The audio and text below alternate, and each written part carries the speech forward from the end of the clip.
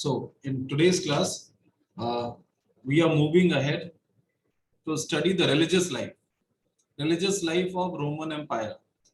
हम सभी को पता है कि रोमन एम्पायर में शुरुआती दौर में बहुत सारे देवी देवताओं की पूजा हुआ करती थी. मतलब Romans were polytheistic. In a single line, you could understand that ancient Roman people were polytheistic. They were worshipping many gods,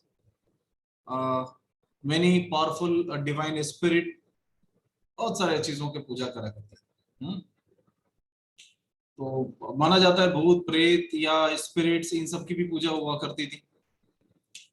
ये भी माना जाता है कि हर एक फैमिली का कोई ना कोई गार्जियन देवता होता है, कुल देवता जिसको हम कहते हैं.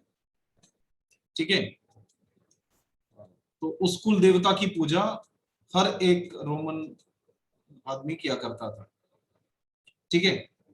They gave names to these powerful gods and goddesses and honored them through various rituals. ढेर सारे वो रिचुअल भी मनाया करते थे. उनका मानना था कि इन सारे देवी देवताओं की पूजा इसलिए करनी चाहिए. क्यों? क्योंकि ये आपको मिसफॉर्चून से बचाते हैं.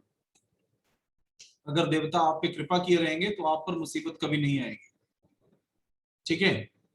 तो गवर्नमेंट और रिलीजन ये दोनों एक दूसरे से जुड़े हुए होते थे.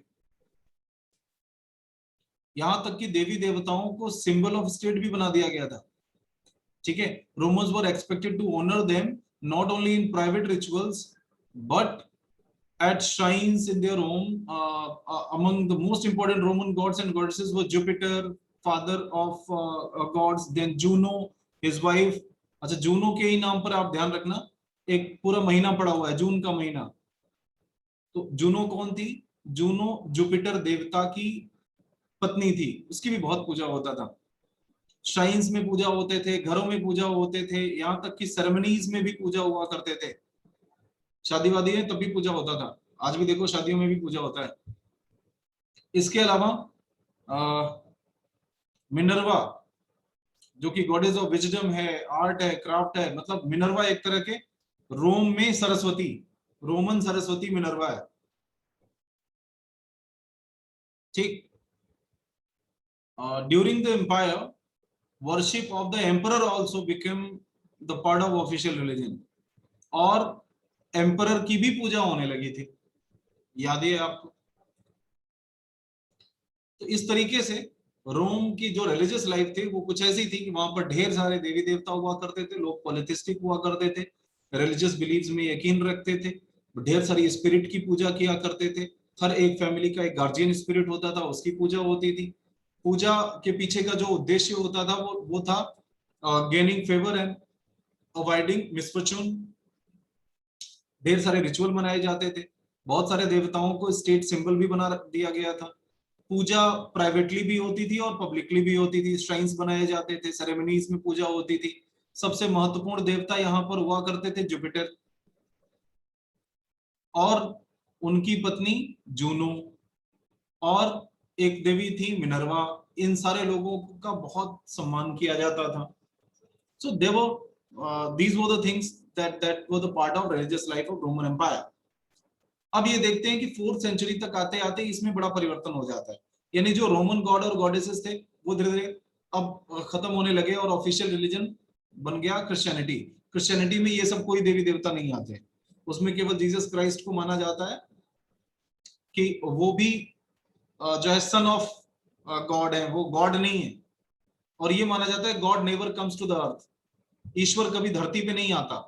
ईश्वर अपने मैसेंजर्स को ही धरती पर भेजता है.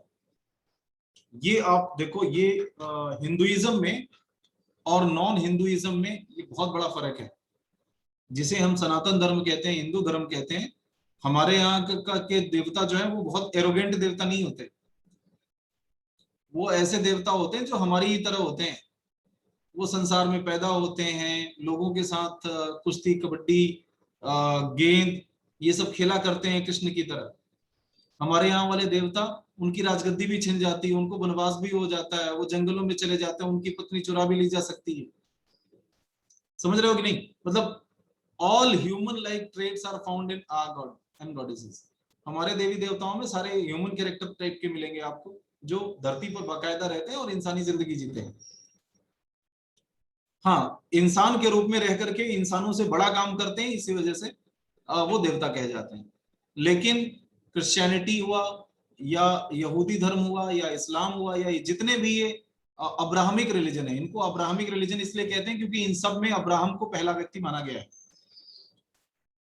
तो ये अब्राहमिक रिलीजन जितने हैं, ये सब के सब, इन सब, ये तीनों एक ही जगह से पैदा हुए हैं, ये भी ध्यान रखना।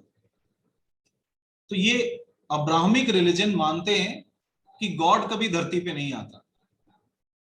हाँ, गॉड जब धरती के लोगों से थोड़ा नाराज होता है या परेशान होता है या लोग भटक जाते हैं अपना रास्ता, तो सही रास्ता दिखाने के लिए वो अपना एक दूत भेजता है, जिनको हम मैसेंजर कह सकते हैं, पैगंबर कह सकते हैं, रसूल कह सकते हैं। तो जीसस क्राइस्ट भी उन्हीं में से एक थे, मोजेस भी उन्हीं में से एक थे, अब्राहम भी उन्हीं में से एक थे, डेविड भी उन्हीं में से एक थे, और जितने सारे ये पैगंबर आए हुए हैं सब उनमें से एक थे। मोहम्मद साहब भी उन्हीं में से एक थे। बात समझे? अब ये बहुत गजब की चीज है, आप ये बिल्कुल कंट्रास्ट समझ सकते हो कि अब्राहमिक रिलीजन में जो गॉड होते हैं वो बड़े एरोगेंट होते हैं, वो धरती पे आने की जहमत नहीं उठाते। लेकिन हमारे यहाँ वो बड़े हम्बल होते हैं, वो खुद आते हैं धरती पे। अंतर नंबर एक। अंतर नंबर एक और बता दें आपको, शब्द में अंतर समझो। वो रिलीजन कौन सा है जिसकी मैं बात कर रहा हूं? अब्राहमिक। अब्राहम से पैदा हुआ अब्राहम, और हमारा ब्राह्मिक, ब्रह्म से पैदा हुआ है। तो हमारे यहाँ ब्रह्म, उनके यहाँ अब्रह्म। ठीक है, ठीक इसका उल्टा चल रहा है, शब्द में भी देखो उल्टा निकल आएगा। एक ये इस तरह से आप शब्दों से समझ सकते हो कि बिल्कुल उल्टे रिलीजन है। यहाँ पे पॉलिथिस्टिक होगा, वहां मोनेथिस्टिक है। यहाँ पर जो है अवतार है, इनकारनेशन है, वहां पर नहीं होंगे। किसको किसको कहानी सुनने में मजा आता है, तो मैं आपको एक बड़ी गजब की कहानी सुनाऊं।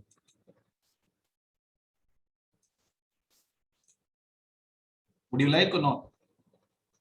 Yes, sir. Right. अच्छा चलो।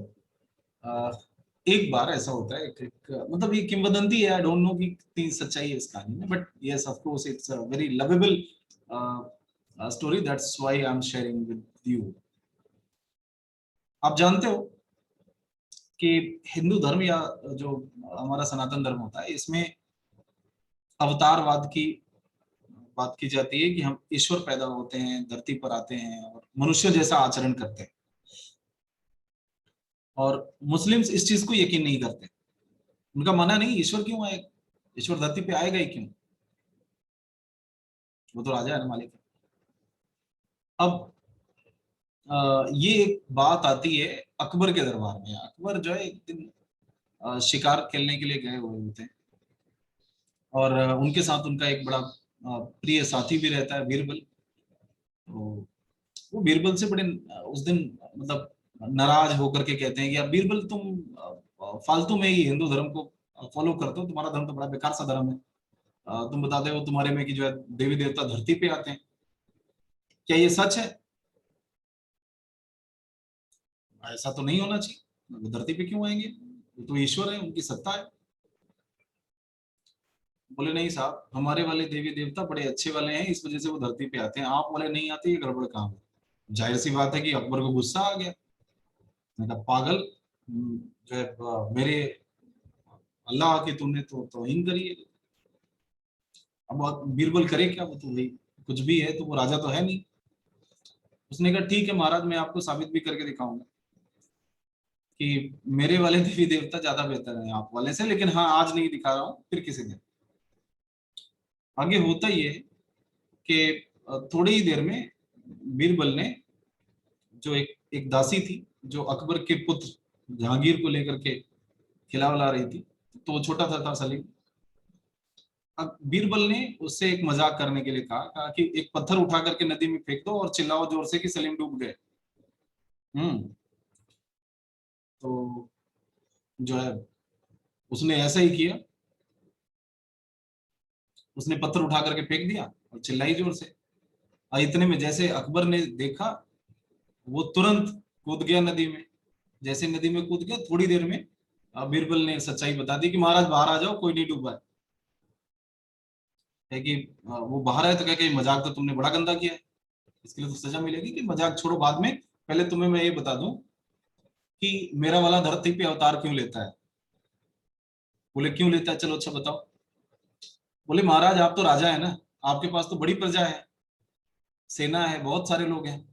जब आपने सुना कि आपका लड़का डूब रहा है तो आपने अपने सैनिकों को क्यों नहीं भेजा, अपने दूतों को क्यों नहीं भेजा, संदेशवाहकों को क्यों नहीं भेजा, मुझे ही क्यों नहीं भेज दिया, क्यों कहे खुद कूद गए। बोले नहीं नहीं वो तो मेरा बच्चा है, उसको बचाने के लिए मैं नहीं कूदूंगा तो कौन कूदेगा। बोले बस ठीक ऐसे ही मेरा वाला जो भगवान है ना, हम उसके बच्चे हैं। जब हम गलती करते हैं या मुसीबत में होते हैं तो वो किसी दूत को नहीं भेजता कि जाके इनको कुरान पढ़ा के आओ, इनको बाइबल सिखा के आओ। वो खुद आता है और गीता यहीं बाज के जाता है। मैं अपना काम खुद करके जाऊंगा, किसी को भेजूंगा नहीं। Akbar was astonished. So could you get it? The point?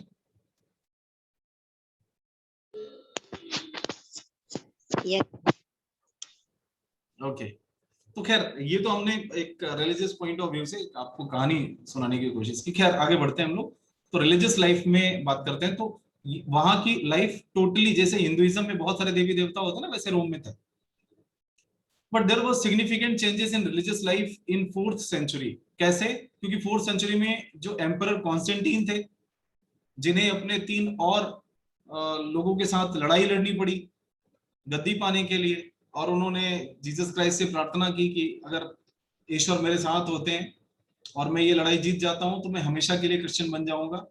लड़ाई वो जीत जाते हैं, शील्ड पर जब वो क्रॉस लगा करके लड़ते हैं तब जीत जाते हैं। तो इस वजह से उन्होंने क्रिश्चियनिटी अपना ली। और उसके बाद 4th सेंचुरी में के अंत तक आते आते इनका लड़का कॉन्स्टेंटीन साहब का लड़का थियोडोसियस, उसने ऑफिशियल रिलीजन घोषित कर दिया कि जो भी रोम में रहेगा वो क्रिश्चियन ही होगा, दूसरे धर्म के लोग यहाँ नहीं रहेंगे। 7th सेंचुरी तक आते आते एक नया धर्म पैदा हो गया दुनिया में, दैट इज कॉल्ड इस्लाम। कब पैदा हुआ पता है? मोहम्मद साहब का जन्म हुआ 570 में, और 610 लगभग 40 साल की अवस्था में मोहम्मद साहब को वो ज्ञान की प्राप्ति हो गई। वो हीरा नामक एक गुफा थी जहां पर जाकर के वो साधना किया करते थे, और वहां पर उन्हें जिब्राइल आकर के ज्ञान देके जाता है। और उसके बाद 610 के बाद से लेकर के उन्होंने जगह जगह पर प्रवचन देने शुरू किए, लोगों को बताना शुरू किया। इस तरीके से 610 से शुरू होता है एक नया रिलीजन, और ये 6 और 10 से शुरू होता है, और 632 में मोहम्मद साहब की डेथ होती है।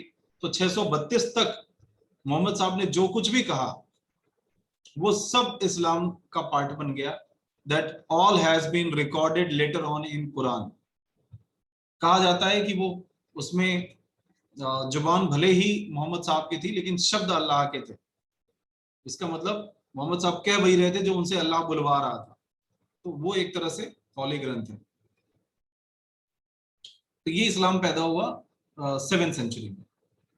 इसने ग्रीक और रोमन दोनों कल्चर को बहुत नुकसान पहुंचाया, क्योंकि इस दौर में ये दोनों ही पॉलिथिस्ट हुआ करते थे। और इस्लाम आप जानते हो कि जो है इस्लाम हुआ, जुडाइज्म हुआ या फिर क्रिश्चियनिटी हुई, ये मोनोथिस्टिक है। तो इस तरह से एक लड़ाई शुरू हुई मोनोथिस्ट और पॉलिथिस्ट में, मतलब बहुत देवताओं की पूजा और एक देवता की पूजा के बीच में ये टसल शुरू हुआ। और फिर रोमन एम्पायर खत्म हो जाता है, डिक्लाइन कर जाता है। जैसे जैसे रोमन एम्पायर कमजोर होने लगता है, ये इस्लामिक एम्पायर बहुत ताकतवर होने लगता है। एक जमाना आया कि फिर इस्लाम, आप सोचो, अरेबिया से शुरू होता है और स्पेन तक चला जाता है। हाँ, जो धर्म यहाँ पर कहीं जाकर के पैदा हुआ है और वो यहाँ से होते हुए और इस पूरे इलाके पे जाकर के यहाँ तक कब्जा कर लेता है। तो आप सोचो, इतने इधर से ही नहीं इधर से भी। तो इस्लाम का भी एम्पायर लगभग उतना ही बड़ा एम्पायर हो गया था जितना कि किसी जमाने में रोमन एम्पायर था, बल्कि उससे ज्यादा ही हो गया था। अब बात करते हैं कि डिक्लाइन ऑफ रोमन एम्पायर क्यों हुआ, कैसे ये रोमन एम्पायर तबाह हुआ, बर्बाद हुआ, खत्म हुआ। तो सबसे पहला कारण तो जर्मनिक इन्वेजन रहा है, आप जानते ही। ये जर्मनिक ट्राइब्स थे, इन्होंने हमला कर करके बहुत नुकसान पहुंचाया था रोम का। जूलियस सीजर के ही समय में बहुत सारे जर्मनिक पीपल वो नॉर्दर्न बॉर्डर पे इकट्ठा होना शुरू कर दिए थे, और 370 तक आते आते एक और खतरनाक ग्रुप वहां पर पैदा हो गया जिसको हम कहते हैं मंगोल। ठीक है, मंगोल आगे चल करके इसी इसी मंगोल कबीले में आप देखेंगे कि एक बहुत बड़ा आक्रांता पैदा होता है जिसको हम चंगेज खान कहते हैं, उसके बारे में पढ़ेंगे हम 5वें चैप्टर में। अभी फिलहाल हम लोग तीसरे में रोम के बारे में पढ़ रहे हैं।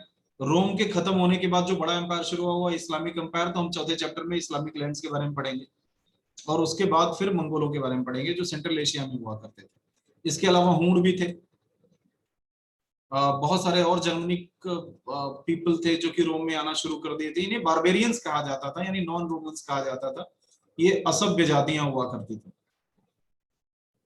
So the Roman Empire was divided into eastern and western halves in 4th century C. हम सभी को पता है कि चौथी शताब्दी में ये दो भागों में बट गया था। डायोक्लेशियन ने ही बांटा था। किसने बांटा था? डायोक्लेशियन ने रोम को दो हिस्सों में बांटा था, ईस्टर्न रोम और वेस्टर्न रोम। और ईस्टर्न रोम को कहा जाता है बाइजेंटीन एम्पायर, और इसको कहा जाता है रोमन एम्पायर। वेस्ट वाले को रोमन कहते हैं और इसको बाइजेंटीन कहते हैं। During the late antiquity period, general prosperity was especially marked in the east. और चौथी से लेके 7वीं शताब्दी के बीच में इस इलाके में प्रोग्रेस होती है। कौन से इलाके में प्रोग्रेस होती है? Byzantine empire. बाइजेंटीन एम्पायर में बहुत प्रोग्रेस होती है, लेकिन रोमन एम्पायर जो था वेस्ट वाला, वो तबाह होने लगता है। ठीक है, और ये एम्पायर, यहां पर एक और बड़ा राजा हुआ जिसका नाम था जस्टिनियन। जस्टिनियन बहुत ही न्यायप्रिय राजा था, इतना न्यायप्रिय राजा था कि उसी के नाम पर एक शब्द बना है जस्ट और जस्टिस, जिसका मतलब होता है न्याय। तो जस्टिस माने न्याय कैसे बन गया? क्योंकि रोम में, ईस्टर्न रोम में, बाइजेंटीन एम्पायर में एक राजा हुआ करता था जिसका नाम था जस्टिनियन, जिसने सबसे पहले दुनिया में रिटन कानून लागू करवाया। अच्छा, आप सोचोगे रिटन कानून तो आपने सर बताया था पहले की जो है लगभग 18 साढ़े 1800 बीसी में बेबीलोनिया में हम्मुराबी ने बनवाया था। हाँ बिल्कुल सही है, हम्मुराबी वो पहला व्यक्ति था जिसने कोड लिखवाया था। और जस्टिनियन, उसने लॉ कोड को रोम में लागू करवाया था। वो रोम का नहीं था, बेबीलोनिया रोम से बहुत बाहर है। रोम में अगर हम बात करें तो यहाँ पर जस्टिनियन हुआ करता था जिसने सबसे पहला संविधान लिखवाया बाकायदा, और इसी वजह से जस्टिस शब्द आगे बना। There was wars between Rome and Iran.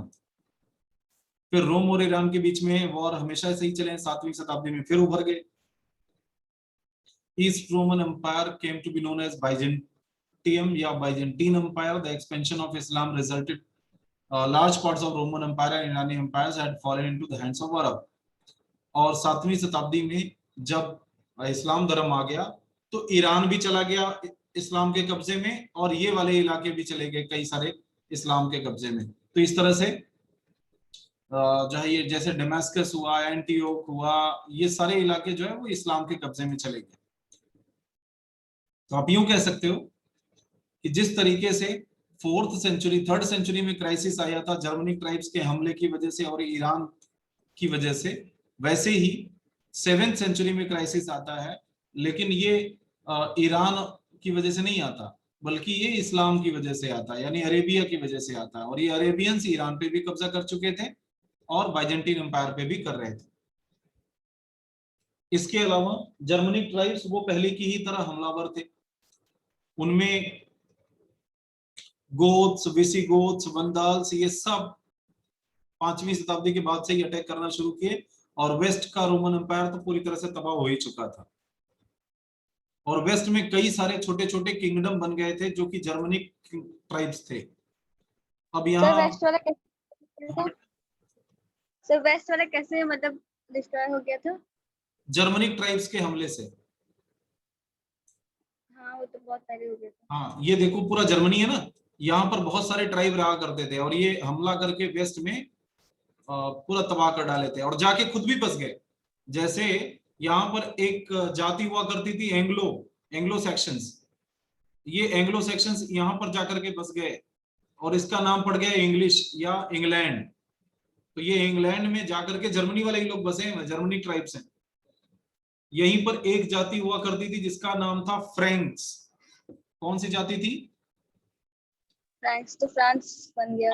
हाँ फ्रैंक्स। जैसे यहाँ पे ये बेटा देखो फ्रैंक्स जाकर के इस इलाके में बसते हैं, ये पेरिस दिख रहा है ना, तो यहाँ पर उन्होंने फ्रांस बना लिया। इसी तरह से यहाँ से जो है विसिगोथ्स एक जाति थी जो जाकर के यहाँ पर बस गई और यहाँ पे स्पेनियोला एक जगह बना ली, या स्पेन बना लिया, जो आगे चल करके स्पेन बन गया।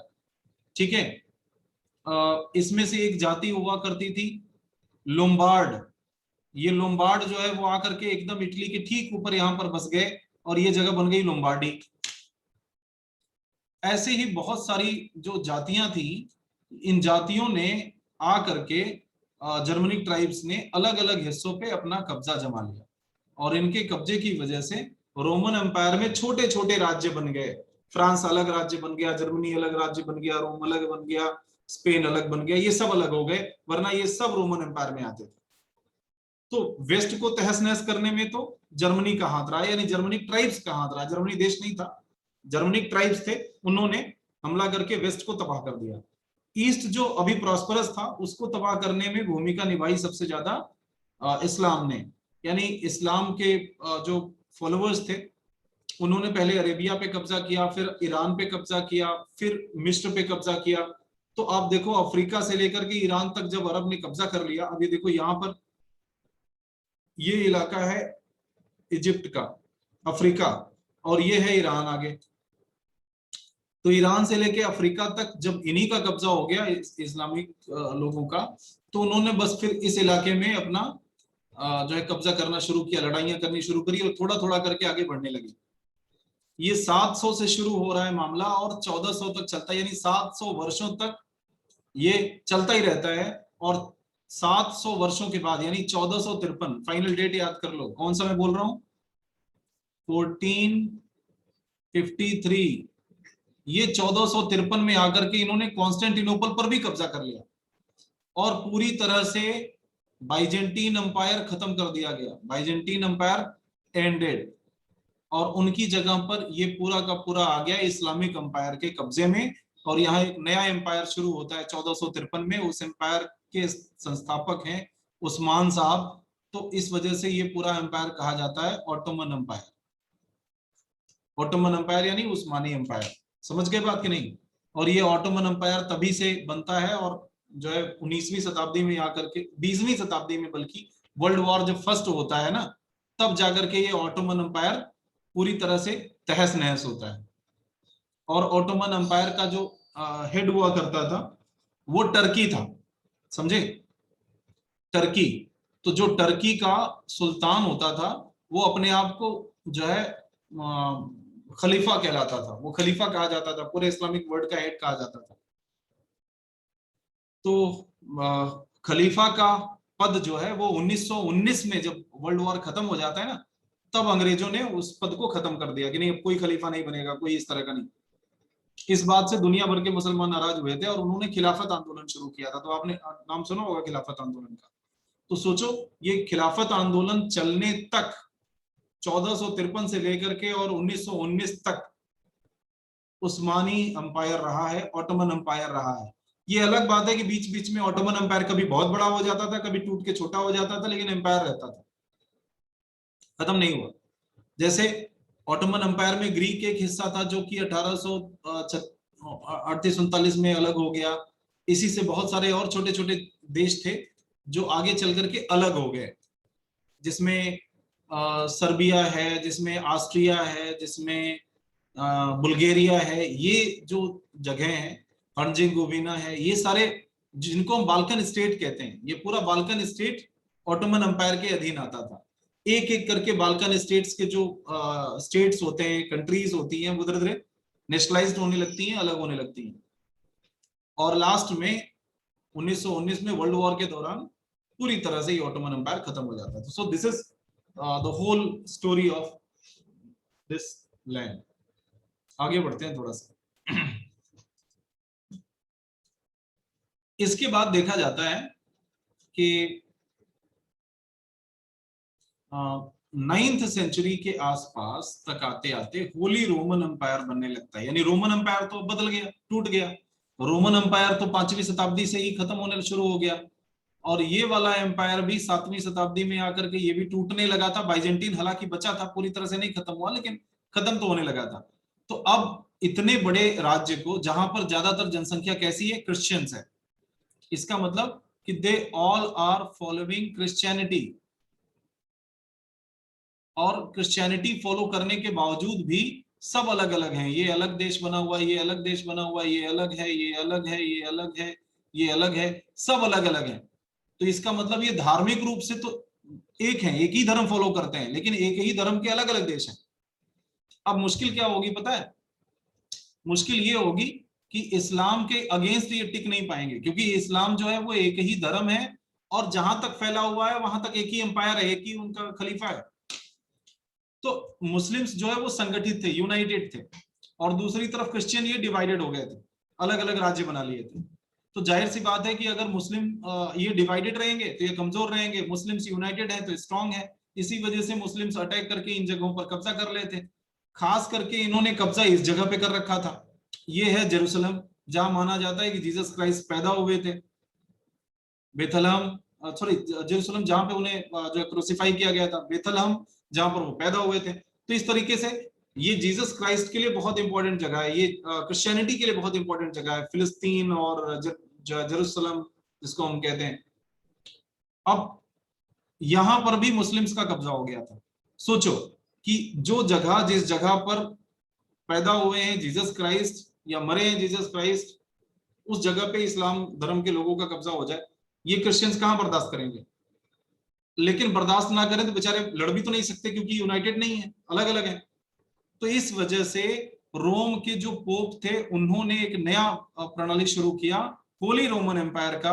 इसका मतलब रोमन एम्पायर बटा रहेगा, एम्पायर सबके अलग अलग रहेंगे, लेकिन जहां भी क्रिश्चियंस हैं वो सब के सब एक एम्पायर के अधीन है, वो है होली रोमन एम्पायर। तो होली रोमन एम्पायर जो है वो कोई फिजिकल एम्पायर नहीं था, वो रिलीजियस एम्पायर था। इसका मतलब all who are following the same religion Christianity will comprise holy Roman empire. वो एक एम्परर को होली रोमन एम्परर कहा जाता था। कभी वो फ्रांस के एम्परर को कहा जाता था, कभी वो स्पेन के एम्परर को बना दिया जाता था, कभी जर्मनी वाले को बना दिया जाता था। पोप जिसको चाहता था उसे होली रोमन एम्परर बना देता था, और जहां कहीं भी क्रिश्चियनिटी होती थी उसका काम होता था हर एक क्रिश्चियन कंट्री के ऊपर अपना शासन करना। तो इस तरीके से होली रोमन एम्पायर का कंसेप्ट आता है 9th सेंचुरी में। अब हम होली रोमन एम्पायर और उसके बाद की चीजों के बारे में पढ़ेंगे अगली क्लास में। Okay, thank you.